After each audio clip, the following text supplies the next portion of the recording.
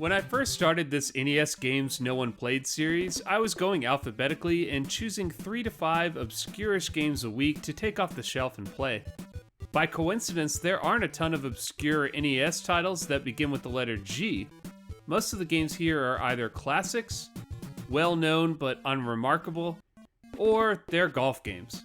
So while I would normally consider Galaxy 5000 well-known enough as to merit exclusion from these reviews, fuck it. This can't just be about pointing out how games you probably haven't heard of are just as bad as you expect them to be. Some of them are actually pretty great.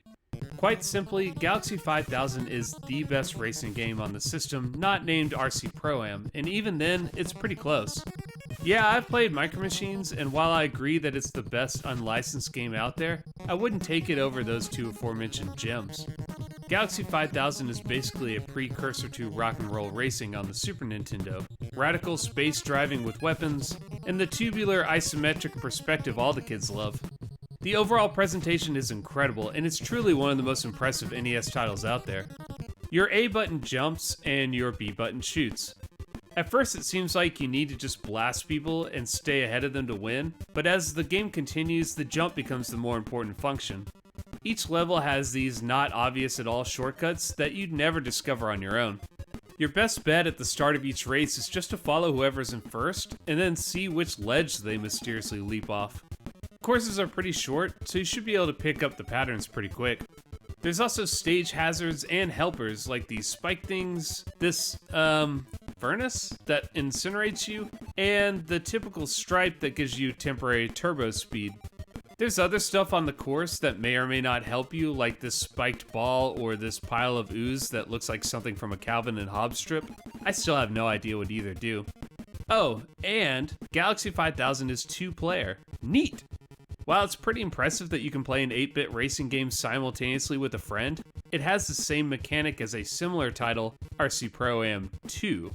Since there's no split screen like in Mario Kart, once you get far enough away from the other player, they're automatically shot forward to the front of the screen.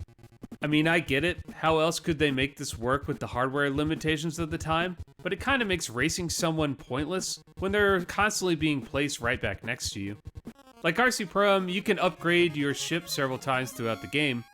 There's even this great mechanic where if you take damage during the previous level, you can repair your ship using the money you've won from the races. Your ship initially looks kind of fucked up, but as you spend money, little parts of it get cleaned up until it's looking good as new. I know it sounds super simple by today's standards, but this was a really neat little feature back in the day. I'm pretty sure that the only way to lose this game is to either run out of money, which would happen if you don't place in the top 2, thus leaving you unable to repair your ship, or to run out of time before completing a race. I didn't realize this was a thing until this level here, when the racetrack started going dark before completely disappearing and dropping you down to your doom. That's so awesome! What a way to die! There's a series of races that take place on different planets, with the final stage being the now classified as a Kuiper Belt dwarf planet? Sorry, I never know how to say that. Anyway, Pluto. It's Pluto. It's no longer a planet. Anyway, each has its own color, new enemies and traps, and a slightly different level design setup. I love how even though they're set on these different planets, all the races seem to take place miles above on these floating tracks. Like, how would you guess this is Earth? It looks more like we're on a mission to blow up the Death Star. There is only one downside to Galaxy 5000, and that is the unexpected pain that it creates in your thumb. It's like a full-on carpal tunnel within a few races. I didn't understand why at first, but now I realize it's because you use the D-pad to both move forward and turn. There's no acceleration button. As a result, you're constantly using the inside of your thumb joint to maneuver your ship, and after a while, you'll really start to feel it. And like the Virtual Boy after it, I don't think you should physically be allowed to play Galaxy 5000 for more than 30 minutes at a time. When GoldenEye came out for the N64, I used to play it with my friends, and something about the graphics or the perspective made it so I wouldn't blink while playing. Even though I tried to be mindful about it, I just couldn't consistently blink. I wear contacts, so when this happened, my eyes would start to water like crazy. Unfortunately, since you're in the middle of intense multiplayer action, you can't just pause the game and wipe away your tears every 15 seconds. You've got to just continue despite the waterfalls gushing down your cheeks.